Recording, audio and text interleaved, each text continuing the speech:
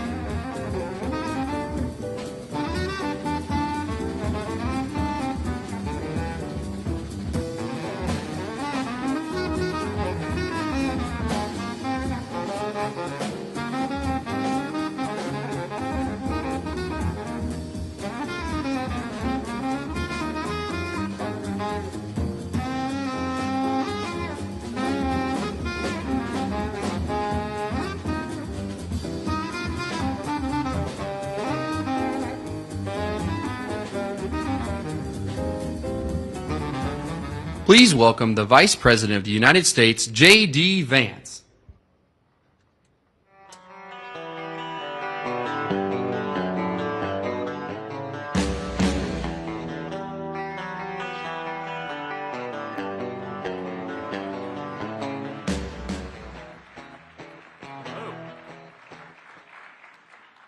Good to see everybody. How are we doing? Good, good. Well, it's an amazing privilege to be here in Jaipur. I'm thrilled to address the Ananta Center's India-U.S. Forum, and I'm thrilled to have you all here with me. Thanks to all of you, the business leaders, decision makers, and of course the students for being here. And thanks to our great team at the U.S. Embassy for everything that you guys do for our country. In the United States, we're proud of the deep connection between our nations, between India and the United States. Prime Minister Modi, as most of you probably know, was one of the first visitors welcomed into the Oval Office during President Trump's second term. And like President Trump, the Prime Minister inspires remarkable loyalty because of the strength of his belief in his people and in his country. Now, we're so grateful for Prime Minister Modi's hospitality as well as the reception that he and everyone else in this country have given us on this first trip for me to India. This is my first time visiting the birthplace of my wife's parents, and she's, of course, in the front row there. There you are, Usha. Thank you. She's a bit of a celebrity, it turns out, in India, I think more so than her husband. But I haven't been here long, but already I've been fortunate enough to visit the Akshardham Temple. Did I pronounce that right, honey? I did okay? All right. With my family this morning, as a matter of fact. And last night, Prime Minister Modi welcomed me, Usha, and our 3 small children at his beautiful home. I've been amazed by the ancient beauty of the architecture of India, by the richness of India's history and traditions, but also by India's laser-like focus on the future. And those things, I think this appreciation for history and tradition and this focus on the future is very much something that I think animates this country in 2025. Now, in other countries I've visited, it sometimes feels like there's a flatness, a sameness, a desire to just be like everyone else in the world. But it's different here. There's a vitality to India, a sense of infinite possibility, of new homes to be built, new skylines to be raised, and lives to be enriched. And there's a pride in being Indian, a feeling of excitement about the days that lie ahead. Now, it's a striking contrast with too many in the West, where some in our leadership class seem stricken by self-doubt and even fear of the future. To them, humanity is always one bad decision away from catastrophe. The world will soon end, they tell us, because we're burning too much fuel, or making too many things, or having too many children. And so, rather than invest in the future, they too often retreat from it. Some of them pass laws that force their nations to use less power.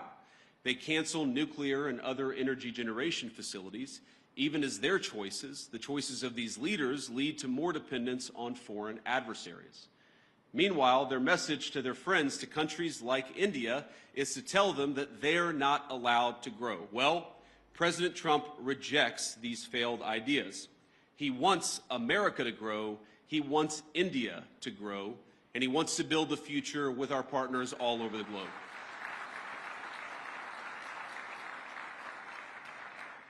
And when I look at this audience, or when I visit this incredible country over these last couple of days, I see a people that will not be held back. Now, the most profound responsibility, I believe, that all of us have is not to ourselves, but to the next generation, to make sure we leave them with a better society than the one that our parents and our grandparents gave us. And this is the world that America seeks to create with you. We want to build a bright new world, one that's constantly innovating, one that's helping people to form families, making it easier to build, invest, and trade together in pursuit of common goals. Now, I believe that our nations have much to offer one another, and that's why we come to you as partners looking to strengthen our relationship. Now, we're not here to preach that you do things any one particular way. Too often in the past, Washington approached Prime Minister Modi with an attitude of preachiness, or even one of condescension. Prior administrations saw India as a source of low-cost labor on the one hand, even as they criticized the Prime Minister's government, arguably the most popular in the democratic world, and as I told Prime Minister Modi last night, he's got approval ratings that would make me jealous. But it wasn't just India. This attitude captured too much of our economic relationship with the rest of the world. So we shipped countless jobs overseas, and with them our capacity to make things, from furniture, appliances, and even weapons of war. We traded hard power for soft power, because with economic integration, we were told, would also come peace through sameness. Over time, we'd all assume the same sort of bland, secular, universal values, no matter where you lived. The world was flat after all. That was the thesis, and that was what they told us. And when that thesis proved false, or at least incomplete, leaders in the West took it upon themselves to flatten it by any means necessary. But many people across the world, and I think your country counts among them, they did not want to be flattened. Many were proud of where they came from, their way of life, the kind of jobs they worked, and the kind of jobs their parents worked before them. And that very much includes people in my own country, the United States of America. Now, some of you are aware of my own background. I actually didn't plan to talk about my background at all until last night at dinner, while my children mostly behaved. We gave them an A- for behavior with the Prime Minister. The Prime Minister said, I have one request. I want you to talk a little bit about your background. And so I wanted to do that. For those of you who don't know anything about me, I wanted to talk about it. I come from, and I'm biased, the greatest state in the Union, the state of Ohio, a longtime manufacturing powerhouse in the United States of America. My home specifically is a place called Middletown. Now, it's not a massive city by any means. It's not Jaipur, But it's a decent-sized town and a place where people make things, which has been a point of pride in Middletown for generations. It's filled with families like my own, some of whom called us hillbillies, Americans who came down from the surrounding hills and mountains of West Virginia, Tennessee, and Kentucky to cities like Middletown in pursuit of the manufacturing jobs that were creating widespread prosperity for families all across America. They came to Middletown in search of what we call back home the American dream. In Middletown, my parents raised me. My grandparents raised me. They taught us to work hard, they taught me to study hard, and they taught me to love God and my country and always be good to your own. My granddad, who I called Papaw growing up, he typified that. Late into life, he worked as a steelmaker at the local mill, and I know India has a lot of those. Papaw's job gave him a good wage, stable hours, and a generous pension. All that allowed him to support not just him and my grandmother, but his own daughter and grandkids with him. Now, by the time I came around, money was awfully tight, but he worked hard to make a good living for all of us. Now, I know Papaw and Mamaw were grateful for the way of life their country made possible. Their generation bore witness to the formation of America's great middle class. And by creating an economy centered around production, around workers who build things, and around the value of their labor, our nation's leaders then transformed their country and made thousands of little Middletowns possible. The government supported its labor force. We created incentives for productive industries to take root and struck good deals with international partners to sell the goods made in the United States of America. But as America settled into world historic prosperity it generated, our leaders began to take that very prosperity and what created it for granted. They forgot the importance of building, of supporting productive industry, of striking fair deals, and of supporting our workers and their families. And as time went on, we saw my hometown, factories left, jobs evaporated, America's middle towns ceased to be the lifeblood of our nation's economy. And the United States, as it became transformed, those very people, the working class, the background of the United States of America, were dismissed as backwards for holding on to the values their people had held dear for generations. Now, Middletown's story is my story, but it's hardly unusual in the United States of America. There are tens of millions of Americans who, over the last 20 or so years, have woken up to what's happening in our nation. But I believe they woke up well before it's too late. Now, like you, we want to appreciate our history, our culture, our religion. We want to do commerce and strike good deals with our friends. We want to found our vision of the future upon the proud recognition of our heritage rather than self-loathing and fear. I work for a president who has long understood all of this, whether through fighting those who seek to erase American history or in support of fair trade deals abroad. He has been consistent on these issues for decades. And as a result, under the Trump administration, America now has a government that has learned from the mistakes of the past. It's why President Trump cares so deeply about protecting the manufacturing economy that is the lifeblood of American prosperity and making sure America's workers have opportunities for good jobs. As we saw earlier this month, he will go to extraordinary lengths to protect and expand those opportunities for all Americans. And so today I come here with a simple message. Our administration seeks trade partners on the basis of fairness and of shared national interests. We want to build relationships with our foreign partners who respect their workers, who don't suppress their wages to boost exports, but respect the value of their labor. We want partners that are committed to working with America to build things, not just allowing themselves to become a conduit for transshipping others' goods. And finally, we want to partner with people and countries who recognize the historic nature of the moment we're in, of the need to come together and build something truly new, a system of global trade that is balanced, one that is open, and one that is stable and fair. Now, I want to be clear, America's partners need not look exactly like America, nor must our governments do everything exactly the same way. But we should have some common goals, and I believe here in India we do, in both economics and in national security. And that's why we're so excited. That's why I'm so excited to be here today In India, America has a friend, and we seek to strengthen the warm bonds our great nations already share.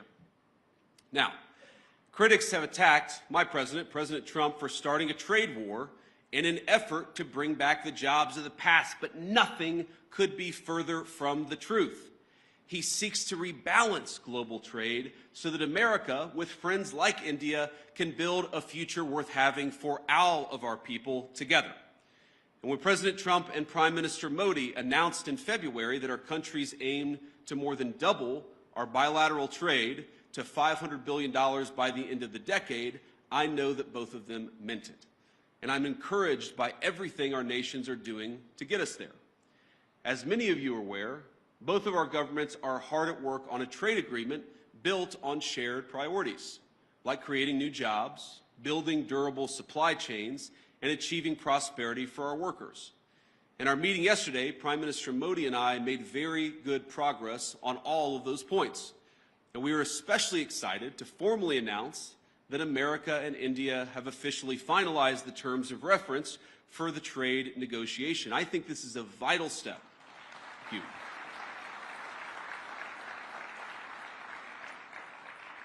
I believe this is a vital step toward realizing President Trump's and Prime Minister Modi's vision, because it sets a roadmap toward a final deal between our nations. I believe there is much that America and India can accomplish together.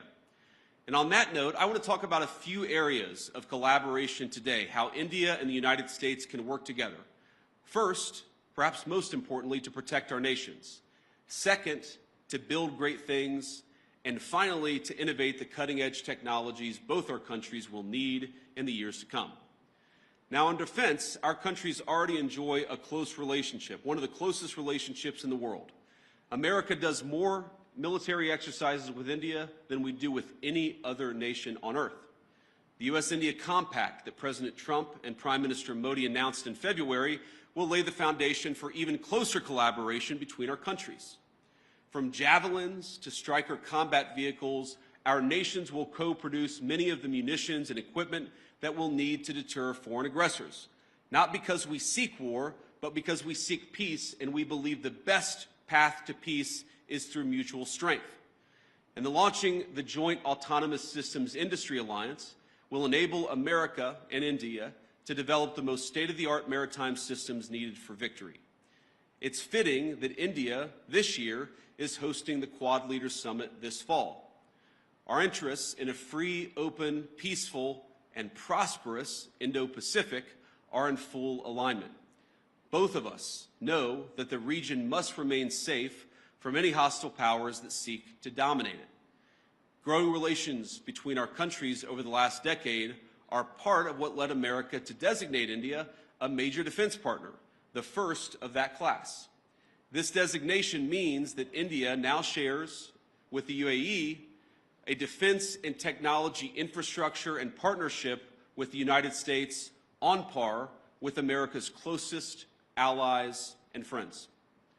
But we actually feel that India has much more to gain from its continued defense partnership with the United States, and let me sketch that out a little bit. We, of course, want to collaborate more. We want to work together more, and we want your nation to buy more of our military equipment, which of course we believe is the best in class. American fifth-generation F-35s, for example, would give the Indian Air Force the ability to defend your airspace and protect your people like never before. And I've met a lot of great people from the Indian Air Force just in the last couple of days.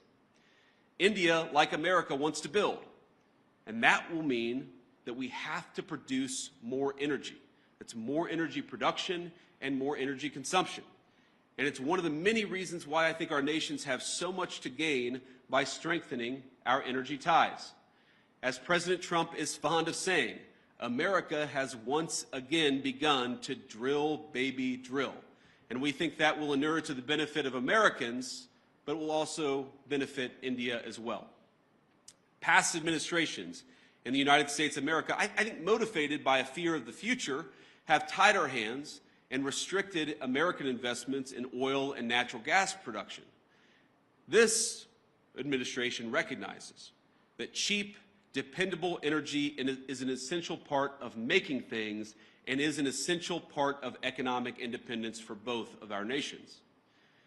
Of course, America is blessed with vast natural resources and an unusual capacity to generate energy, so much that we want to be able to sell it to our friends like India. We believe your nation will benefit from American energy exports and expanding those exports. You'll be able to build more, make more, and grow more, but at much lower energy costs. We also want to help India explore its own considerable natural resources, including its offshore natural gas reserves and critical mineral supplies. We have the capacity and we have the desire to help. Moreover, we think energy co-production will help beat unfair competitors in other foreign markets. But India, we believe, can go a long way to enhance energy ties between our nations. And one suggestion I have is maybe consider dropping some of the non-tariff barriers for American access to the Indian market. Now, I've talked about this, of course, with Prime Minister Modi. And look, President Trump and I know that Prime Minister Modi is a tough negotiator. He drives a hard bargain. It's one of the reasons why we respect him. And we don't blame Prime Minister Modi for fighting for India's industry. But we do blame American leaders of the past for failing to do the same for our workers. And we believe that we can fix that to the mutual benefit of both the United States and India. Let me give an example. American ethanol, we believe made from the finest corn in the world, can play a tremendous role in enhancing our partnership. And I know our farmers would be delighted to support India's energy security ambitions.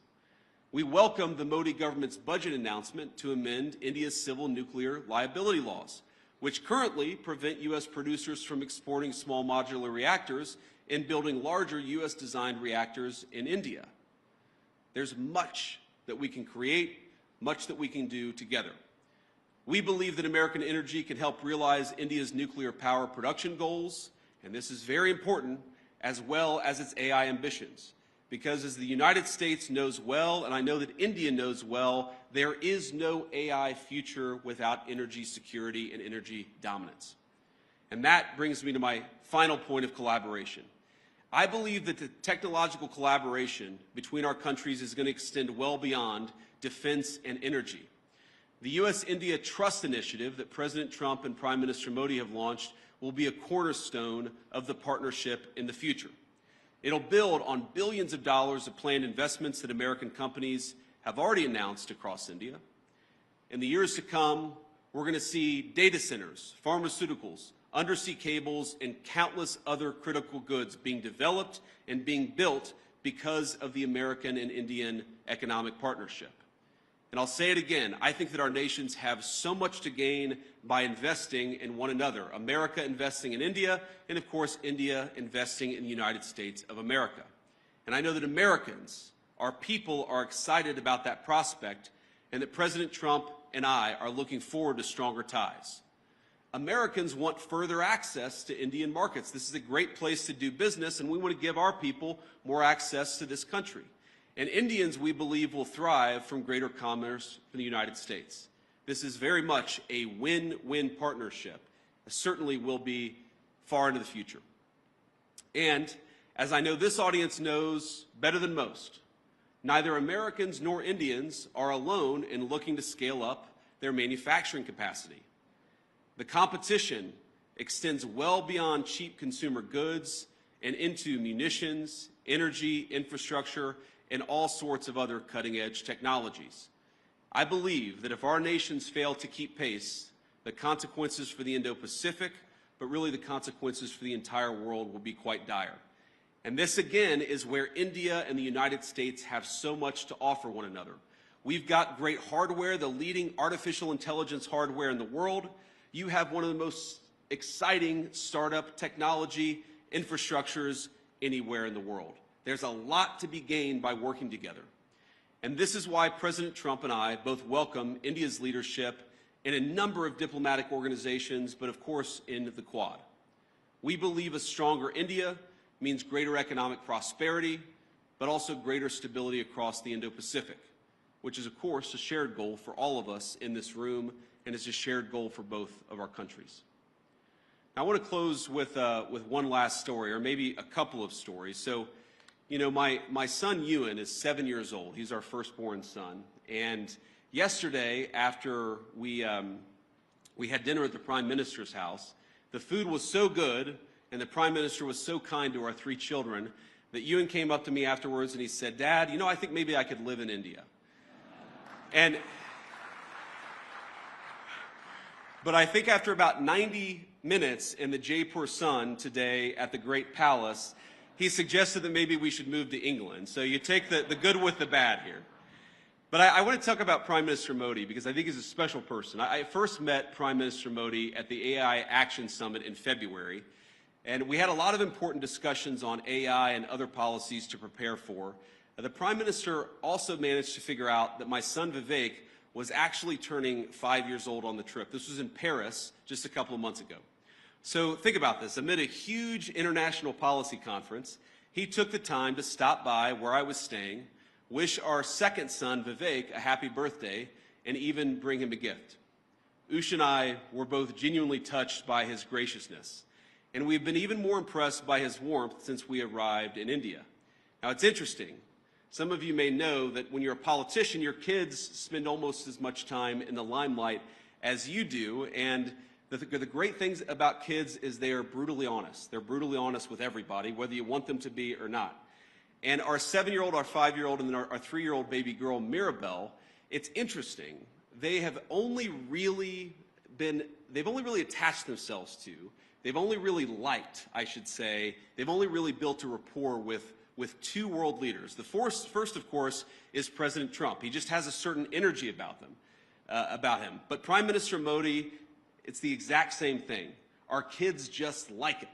And I think that because kids are such good, strong of characters, I just like Prime Minister Modi too. And I think it's a great foundation for the future of our relationship. I could tell when Prime Minister Modi came over a couple of months ago, and I believe today that he is a serious leader who has thought deeply about India's future prosperity and security, not just for the rest of his time in office, but over the next century. And I want to end by making a simple, overarching point. We are now officially 1/4 into the 21st century, 25 years in 75 years to go. And I really believe that the future of the 21st century is going to be determined by the strength of the United States-India partnership. I believe, thank you. I believe that if India and the United States work together successfully, we are going to see a 21st century that is prosperous and peaceful. But I also believe that if we fail to work together successfully, the 21st century could be a very dark time for all of humanity. So I want to say, it's clear to me, as it is to most observers, that President Trump, of course, intends to rebalance America's economic relationship with the rest of the world. That's going to fundamentally will cause profound changes within our borders in the United States, but of course with other countries as well. But I believe that this rebalancing is going to produce great benefits for American workers. It's going to produce great benefits for the people of India. And because our partnership is so important to the future of the world, I believe President Trump's efforts, joined, of course, by the whole country of India and Prime Minister Modi, will make the 21st century the best century in human history. Let's do it together. God bless you, and thank you for having me.